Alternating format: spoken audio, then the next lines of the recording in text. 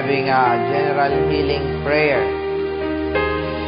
Sa mga nanonood sa kanilang mga television, especially sa TFC all over the world, napakaraming records ng healing na nagaganap sa prayer na ito. So I want you now to close your eyes. Ilagay niyo ang inyong kamay sa parte ng katawan ninyo na may sakit.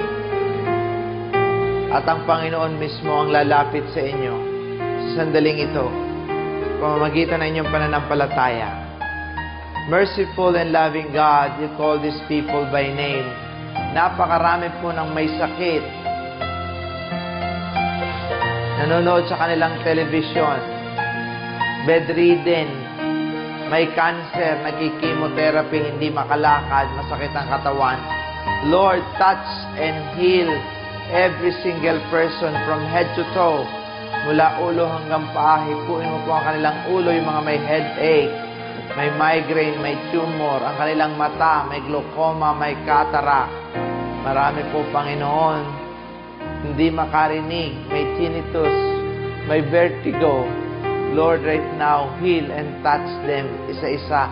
Yung mga may arthritis, may rheuma, may cancer, breast cancer, lung cancer, cervical cancer, yung masakit ang likod, batok, may gout, may asthma, may sakit sa puso, may kidney problems, may diabetes, may epilepsy, masakit ang tuhod, may ulcer, may rheumatic heart, may dinudugo, may hemorrhoid, na aksidente right now. Lord, patigilin mo po ang pagdudugo.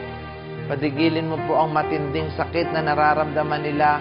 Yung mga nagkaroon ng fracture, yung nagkaroon ng stroke, marami pong hindi makalakad, may glaucoma, may epilepsy, marami po ang may nerve disease, may kidney problems, nagdadialysis, marami po ang nabubulag. Lord, bless and touch every single person here. Yung may mga skin allergy, scoliosis, psoriasis. Lord, bless and touch every person. Yung po mga hindi magkaanak, yung mga daladala namin, mga picture, mga batang may autism, may mga addiction. Lord, bless them right now.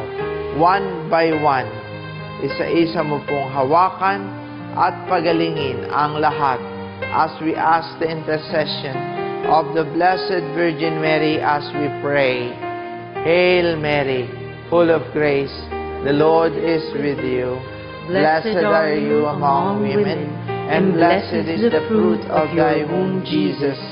Holy Mary, Mother of God, pray for us sinners, now and at the hour of our death. Amen. Palakpakan natin ang ating Panginoon.